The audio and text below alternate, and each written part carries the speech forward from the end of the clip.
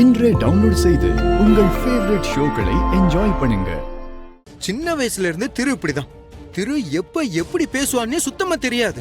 பாரு, திடீர்னு அவனே பிரசாதம் கொடுப்பேன்னு ஆரம்பிச்சிட்டான்.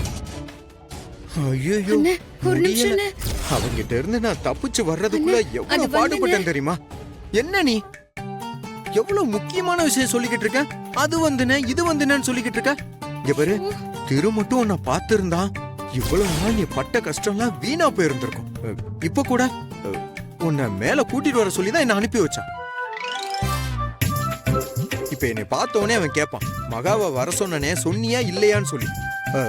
அது கூட நான் பொய் சொல்லி சமாளிச்சுதான் ஆகணும். நீ கொஞ்ச நேரம் அமைதியா இருமா. திருவ சமாளிக்கிறது கொஞ்சம் கஷ்டம்தான். எப்படியாவது பேசி அவன்கிட்ட நான் சமாளிச்சுக்கிறேன். ஆனா நீ கொஞ்சம் கவனமா இருக்கணும். ஏய், நான் உன்கிட்ட தான் பேசிக்கிட்டு இருக்கேன், நீ எங்கேயோ பார்த்துட்டு இருக்க.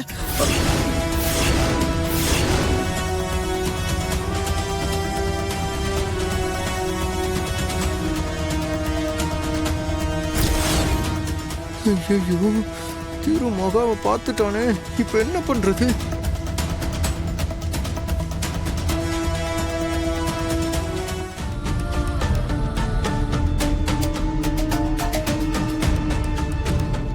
என்னடா பஞ்சாமிரத்தை கொடுக்க சொன்னா இங்க வந்து என்னென்னமா பேசிட்டு இருக்க?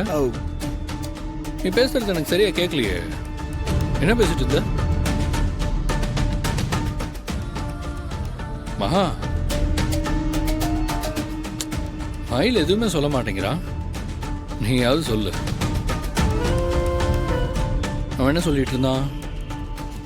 ஏன் மகா, உனக்கு பிரசாதம் நானே கொடுக்குறேன், மகா மேல வர சொல்லுன்னு சொன்னேன். மயிலோட கூப்பிடவே மாட்டேங்கிறான். ஏன்? சரி, நீ கூப்பிட வேண்டாம், மகாவுக்கு நானே போய் கொடுக்குறேன்னு சொன்னேன். என்னையும் கொடுக்க விட மாட்டேங்கிறான். அவன் கையாலேயே கொடுக்கணும்னு ஒத்த காலில் நிக்கிறாமா. இங்க வந்து பார்த்தா பஞ்சாமிரதத்தை கொடுக்காம என்னடமா பேசிட்டு இருக்கான். இவன் ஏன் இப்படி பண்றான்? என்னாச்சு மகா? என்ன நான் கேட்கறதுக்கு மயிலும் பதில் சொல்ல மாட்டேங்கிறான், நீயும் பதில் சொல்ல மாட்டேங்கிற. என்ன மயில், என்ன நடக்குதுங்க? நீ முதல்ல இதை கொடுத்துட்டு என் ரூமுக்கு வா.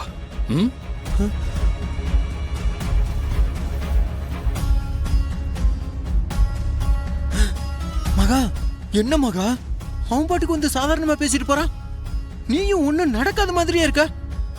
அவன் உன்னை பார்த்ததும் எனக்கே பெரிய சாக்கா இருந்தது மகா, உனக்கு அப்படி இல்லையா?